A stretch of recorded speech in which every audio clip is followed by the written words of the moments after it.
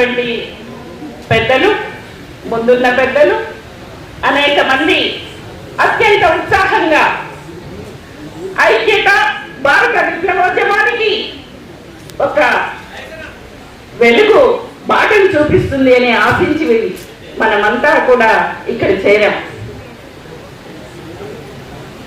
నిజమే, ఐక్యత ఎంత విలువైనది అంటే మనకంటే ప్రజలకు ఎక్కువ తెలుసు. నిజంగా ఇవాళ మనం ఇక్కడ ఐక్యత అవ్వాలని గత 5 సంవత్సరాలుగా విడిపోయినా గత 5 సంవత్సరాలుగా ఒక 4 విప్లవ సంస్థల మధ్య చర్చలు జరుగుతున్నటువంటి నేపథ్యంలో చివరికి ఒక 2 విప్లవ సంస్థల మధ్య ఐక్యత, ముందు మీరు విడిపోయారు, విడిపోయినటువంటి మీ మధ్య అయిన తర్వాత చూద్దామని, తక్కిన వాళ్ళతో చూద్దామనేటువంటి దాంతో చర్చలు నడుస్తున్నటువంటి క్రమంలో అప్పుడు మమ్మల్ని అందరూ అడిగారు. అందులో ప్రధానంగా ఇళ్ళ ప్రాంతంలో, గోదావరి లోయ పరివాహక ప్రాంతంలో భూములు సాధించుకున్నటువంటి ప్రజలు మీరు ఐక్యంగా వస్తేనే మీతో ఉంటాం. గత ఎన్నికల్లో కలిసి పోటీ చేసినప్పుడు మీరు ఎంతగా నష్టపోతున్నామో మీకు అర్థం కావడం లేదు. ఇవాళ ప్రభుత్వం చేసినటువంటి చట్టాలు కూడా 2006 చట్టం ఏదైతే ఉందో, ఆదివాసులకు అడిగిపోయిన హక్కు ఉన్నటువంటి చట్టం ఏదైతే ఉందో అది అమలు కావడానికి కూడా మేము ఎంత పోరాటాలు చేయాల్సినటువంటి పరిస్థితి వస్తుంది అంటే మన ఐక్యత లేకపోవడం వల్లనే అనేటువంటి ప్రజలు మాత్రం గ్రహించారు. మనం ఏదైతే ప్రతిఘటన పోరాటాలు, ప్రజా పోరాటాలను చెప్తున్నాం, చేసే దగ్గర మనం చేస్తున్నాం, నిర్మాణం ఉన్న చోట లేని చోట కూడా ప్రజలు ప్రతిఘటన పోరాటాలు చాలా బ్రహ్మాండంగా చేస్తున్నటువంటి పరిస్థితిని 2 రాష్ట్రాల్లో కూడా చూస్తున్నాం.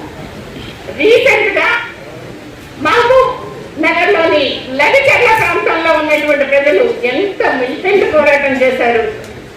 నాకు భూమి లేకపోతే నేను ఈ భూమి లేనితనం నుండి నా జీవనం ఏంటి, నా పిల్లల పరిస్థితి ఏంటి, నా కుటుంబం ఏంటి, నేను ఎట్లా జీవించాలి అనేటువంటి ఆందోళనతో ఆ ప్రజలు చేసినటువంటి పోరాటం ఏదైతే ఉందో చాలా హర్షించదగ్గ విషయము. ఆ పోరాటం, అలాంటి పోరాటాన్ని, అంటే వాళ్ళు చేస్తున్నటువంటి పోరాటాన్ని, అలాంటి పోరాటాలు నిర్మించడానికి మన ఈ ఐక్యత కృషి చేయాల్సినటువంటి బాధ్యత మన మీద ఉంది. ఇవాళ భూములు అనేటువంటి, ఒకప్పుడు భూ సంస్కరణ చట్టం కోసం పోరాడాం, కానీ ఇవాళ భూ సంస్కరణ చట్టం కూడా అనేక హైదరాబాద్ చుట్టూ కావచ్చు, అనేక పట్టణాల చుట్టూ కావచ్చు, అనేక ప్రాంతాల్లో ఉన్నటువంటి భూములన్నీ కూడా ఎవరి చేతుల్లో ఉన్నాయి.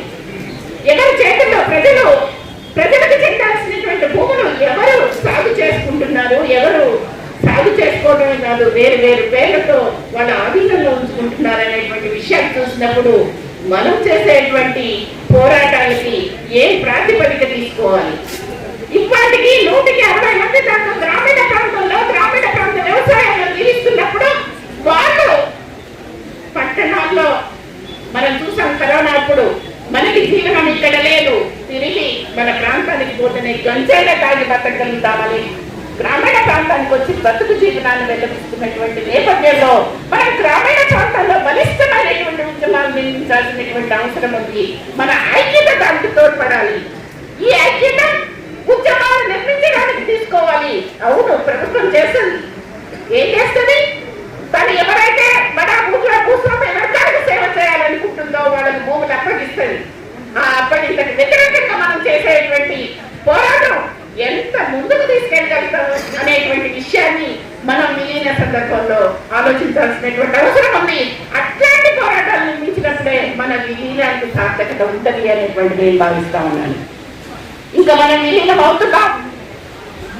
మనము విలీనం కాకముందు అనేక సందర్భాల్లో, అనేక సమయాల్లో మన మధ్య అనేక విభేదాలు ఉండొచ్చు. గ్రామంలో కావచ్చు, పట్టణంలో కావచ్చు, జిల్లాల్లో కావచ్చు, అనేక సమస్యలు ఉన్నాయి మన మధ్య. ఈ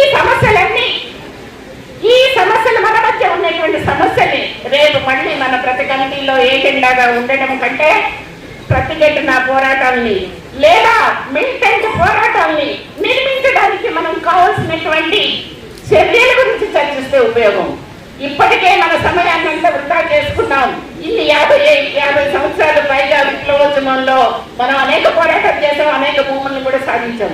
అదే సందర్భంలో మనం చేసినటువంటి పోరాటాలకి కావలసినటువంటి ఫలితం రాలేదనేటువంటిది కూడా మనం రివ్యూ చేసుకుంటా ఉన్నాం. అలాంటి ఫలితాలు రావాలంటే ఖచ్చితంగా మనం మన పోరాటాలని నిర్మించడం అనేటువంటిది, ప్రజల్లో పనులు చేయడం అనేటువంటిది, అది చేయకపోతే, అది కొనసాగకపోతే మన విప్లవోద్యమానికి అర్థం లేదు. మనం ఒకప్పుడు ఒక జిల్లాలో ఉన్నామంటే ఇంకో జిల్లా గురించి, ఆ జిల్లా పరిస్థితుల గురించి తెలియదు.